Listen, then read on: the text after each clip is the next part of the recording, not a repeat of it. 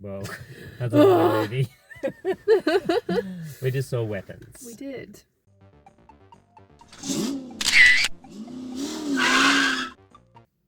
G'day, it's Adam and Thalia here again with another quick instant movie review for you. So tonight we saw the latest film from Zach Cregger. This is his second feature after Barbarian.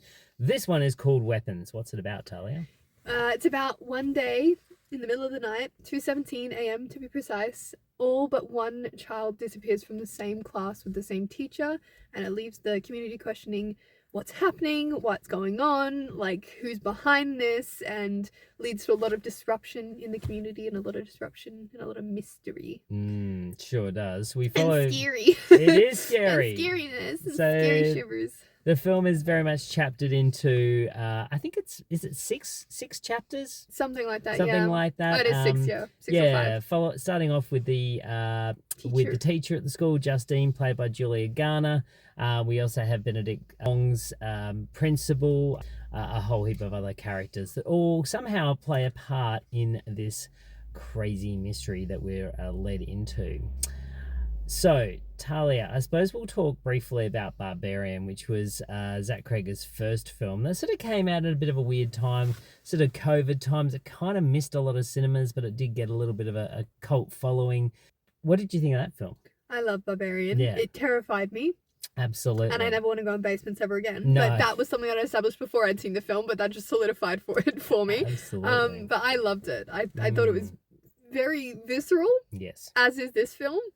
Very much so. And I suppose a little bit like Zach Cregger's last film, we've kind of have got this whole thing about something that we is a deepest terror that we might have as well, or something that we might relate to. So I guess with Barbarian, it was the fear of having, someone book the same place as you when you're staying in an Airbnb, and what can possibly happen when that happens. And then obviously it throws the premise completely out the window into something else.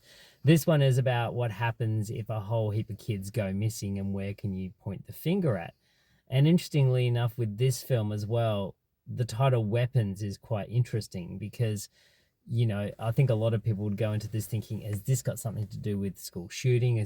We won't divulge too much about what actually happens in the film, but there's some interesting little sublines, and I suppose this really trips into paranoia in America at the moment. I think is a very big thing, and the displacement of individuals within a society, which was quite interesting. This film really floored me. I thought it was actually pretty amazing. It was amazing. I loved it. I thought it was so good. It really plays around with time, and that's like a big thing that makes you really get into this film, is because you see events that don't seem connected at first, and then as you hear each individual story, everything comes together, and all of a sudden at the end it all makes sense. And you start with Justine, who's the main character, and then you end with Alex, who's the last kid in that class who didn't disappear. And it's like you tie up all those little loose ends in between, and everything in the end comes together. Like you look at it going like, why am I hearing from the superintendent? Why am I hearing from the principal? I don't want to hear from him. And then all of a sudden it makes sense why you're hearing from him. You're like, oh my god, okay, that's why we need to hear from him. Absolutely. So it's a very... And I was talking to Dad about this before. Barbarian did the same thing, where Zach Cregger does a great job of making shots that shouldn't feel ominous. Like you have these tracking shots following these characters, or you have like a great use of sound design actually. As well. Yeah. Very good at making use of its silences to make it more terrifying. Yeah, and pulsating. Yeah. I think so. That growing sense of dread. So it's not so much jump scares, it's this sense of dread that I think the soundtrack pumps through you, which was really, really great. The film makes a choice about how this is all going to come together, and I think it's a good choice. I mean, there's so many different ways that you could go to explain what's exactly happening, and I think this is 100% fair. I think that's fine. You've decided to do something and you've ticked a box, and it is great. And there's a certain part in this film that I went, this does feel very M. Night Shyamalan. There was a moment that I just went, oh, that's very Shyamalan, the way that we've got this shot and how things are coming into frame, and this is you know, horrendously scary in the middle of the day when things that shouldn't, like, this should not be happening.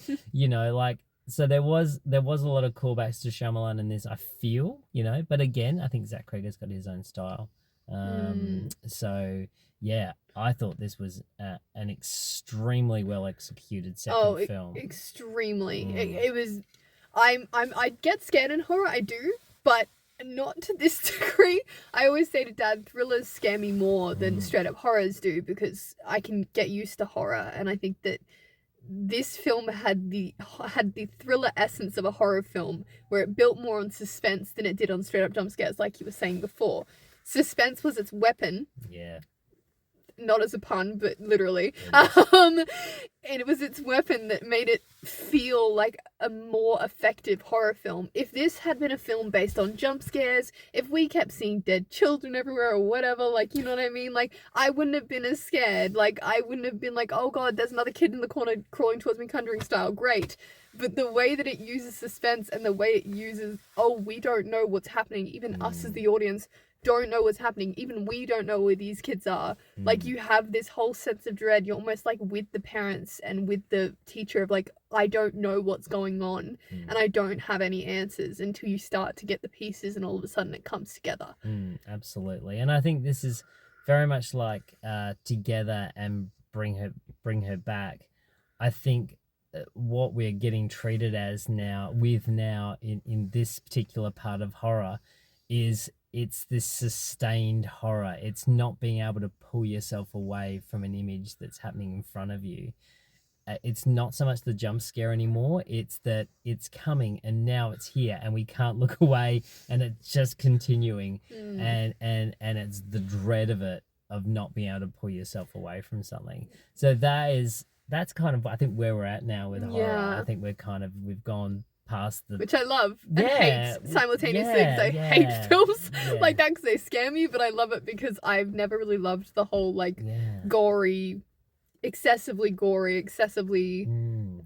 objectifying horror films. I prefer the ones that make you kind of go, oh god, I want to tear my own skin out because it's scaring me so much. So Weapons for me, I would probably go an 8 out of 10. I thought it was a really I was going to say exactly the same. 8 out of 10. Yeah. It was amazing. Yeah, everyone in it's great, by the way. Josh amazing. Brolin's great. Julia Garner's amazing. Benedict Wong is like, everyone's great. Every single actor in this film. Even little Carrie Christopher, I think his name is, who plays Alex, is really good. He's amazing, he has to go through a lot. So Anyway, there you go. Weapons.